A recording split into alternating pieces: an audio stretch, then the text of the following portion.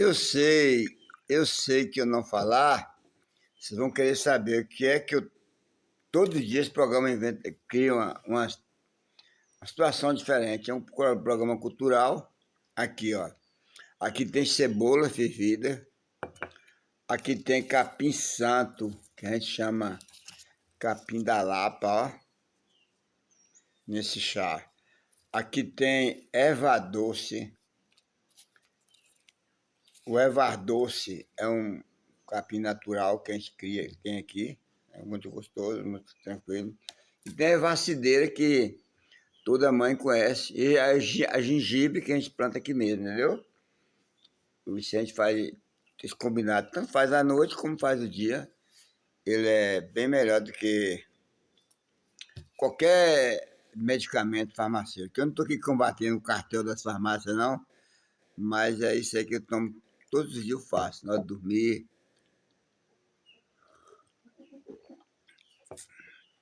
Mas pega meu canal, vou repetir. Limãozinho Taiti, ó, Coragem de Trabalho Oliveira, meu Face, Zélito Gomes, meu YouTube é Coragem de Trabalho, meu Face Zélito Gomes.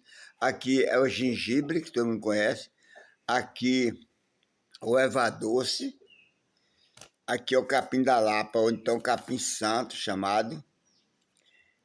E aqui é vacideira, que todas as nossas mães já faziam para nós, lembra?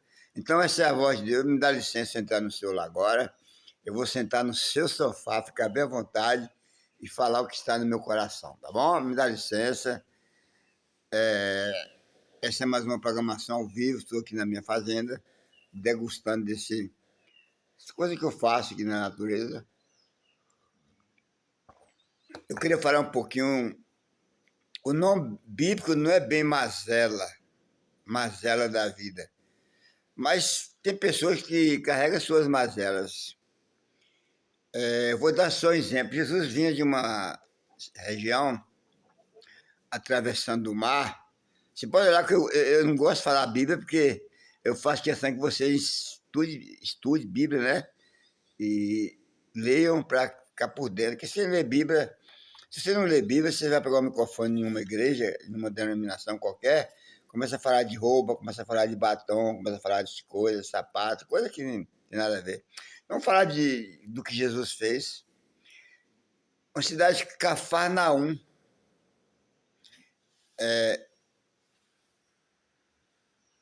Perto de Cafarnaum, cidade gadarena, né?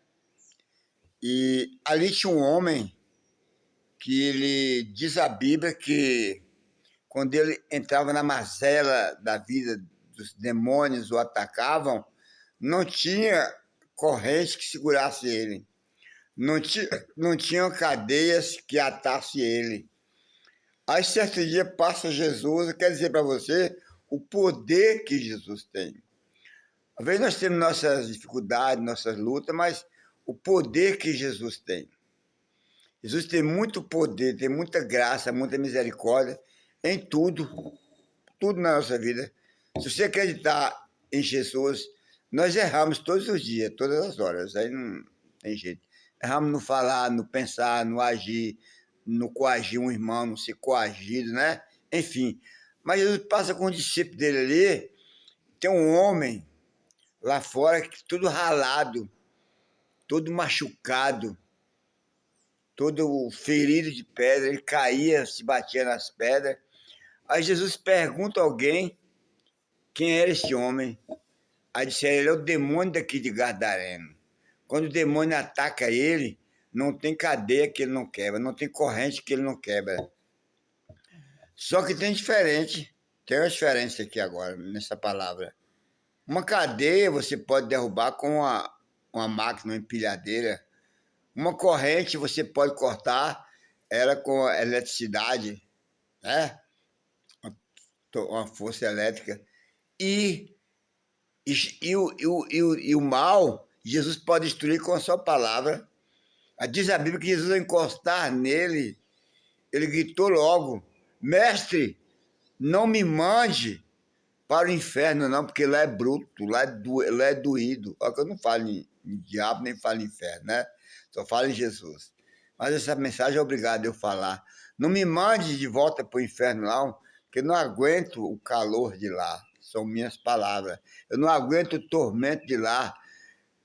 É. Me mande para uma manada de porcos que vai passando ali. Aí Jesus mandou.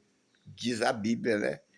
E aquele homem foi liberto. O mais importante que eu posso analisar nessa leitura de hoje é milagres. A gente vê a gengibre, ó. A gente vê acontecer em todos os locais que nós vamos, na nossa vida, nosso dia a dia, a nossa vida sentimental, material, familiar, espiritual, secular. Agora, prodígios é raridade. E ali houve um prodígio. Qual é o prodígio, pastor? É que, além de ser expulso aquele demônio, de ser expulso, diz a Bíblia que ele seguiu a Jesus. Aí é que é o segredo da história. Ele seguiu a Jesus.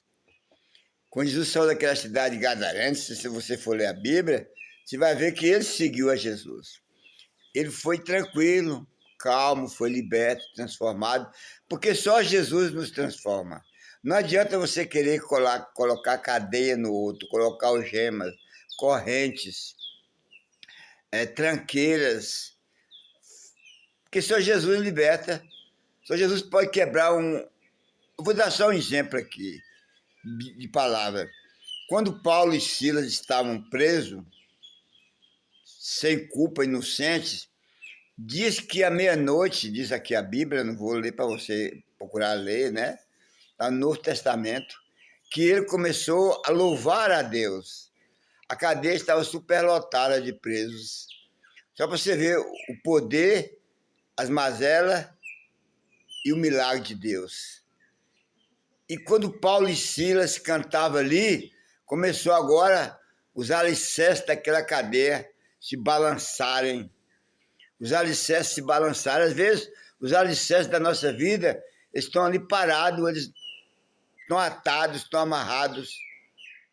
É preciso ser quebrado. É preciso ser quebrado. Tem um adágio popular que diz que pedra que não anda, não cria lodo. Nem sabe que pedra não anda, mas são adágios, né? E ao cantar aquelas melodias Paulo tem no coração, eu não falo tinha, porque para nós não existe até hoje, começou um vendaval muito forte e o alicerce balançou de uma casa, pode saber que ela vai toda à ruína. Tem outro dizer que na roça que quando a cumieira cai, toda a casa desmorona. Quando o pai da casa morre, quando o chefe morre, quando uma casa não tem um homem de direção, a família toda sofre. Então são adágios populares e está na Bíblia. Quando aquele alicerce começou a balançar embaixo, claro que as madeiras começaram também a folgar. E as portas que tinham cadeado, com a força do alicerce, elas quebraram os cadeados e elas se abriram automaticamente. E todo preso foi saindo de um por um, que o que eles queriam era liberdade. Né? Só que eles não entendiam que a liberdade de Paulo não era sair para a rua. A liberdade de Paulo era poder pregar o evangelho. A liberdade de Paulo era ter paz para pregar o evangelho. A liberdade de Paulo era ter comunhão, era ter tranquilidade para pregar o evangelho. Porque é difícil você pregar o evangelho sem ter tranquilidade. Tem que ser muito dindei, né? Dindei. Tem que ser muito artista para trabalhar pelo evangelho sem paz. É muito difícil. Mas que cada um Deus chama segundo o querer dele. E ali, quando aquele soldado que guardava Paulo, ele sabia que Paulo era um homem romano de muito poder, muito status. Quando viu todo mundo sair, ele apavorou e ele arrancou da espada para se matar, porque ela entrega uma grande responsabilidade a ele, do Estado, né? Hoje que o Estado não é mais democrático, não é mais nada, o Estado virou uma bagunça. Mas naquela época ainda tinha seus juradores pela pátria, né? E ali aquele homem arrancou a espada, Paulo gritou: ei, não se mate, nós estamos aqui ileso. A cadeia aberta, Paulo lá dentro, e os outros foram tudo embora. Olha a coisa mais linda do mundo. Olha como são quebradas as bases inimigas. E aí diz a Bíblia que Paulo começou a conversar com eles e Paulo lançou a palavra de Jesus para ele, que era o costume de Paulo, as cadeias tudo abertas, tudo arrebentada, mas Paulo não rendeu o pé dali. E Paulo foi até a casa dele à noite, daquele carcereiro. Ele se converteu a Jesus e lá diz a Bíblia que Paulo pregou o evangelho para a família, ainda batizou alguns em nome de Jesus. Então essa aqui é a função para quebrar as mazelas da vida. Deus é maravilhoso, Deus quer tocar na nossa orla, como tocou na orla de Arão, lá no monte Hermon, né? Que Arão, ao descer do monte, quando o óleo caiu sobre a cabeça dele, a barba, a orla do vestido, ele salpicava ali onde ele passava. E o que Deus nos quer é salpicação. Às vezes nós erramos, mas nós consertamos nossos erros. Nós iramos também, normal, estamos aqui na Terra, né? A Terra é terrível, é perigosa, é uma divisória, é um divisor muito grande entre nós e o mundo espiritual. Mas o que eu quero dizer nessa manhã, que pegue meu canal aí com a Rádio Trabalho, eu quero abraçar o pessoal todo que está ouvindo, meus internautas, aqueles que têm o tempinho de estar comigo. Vou voltar novamente a receita, ó. Pega o limão Tahiti, que a gente tem aqui na fazenda, pega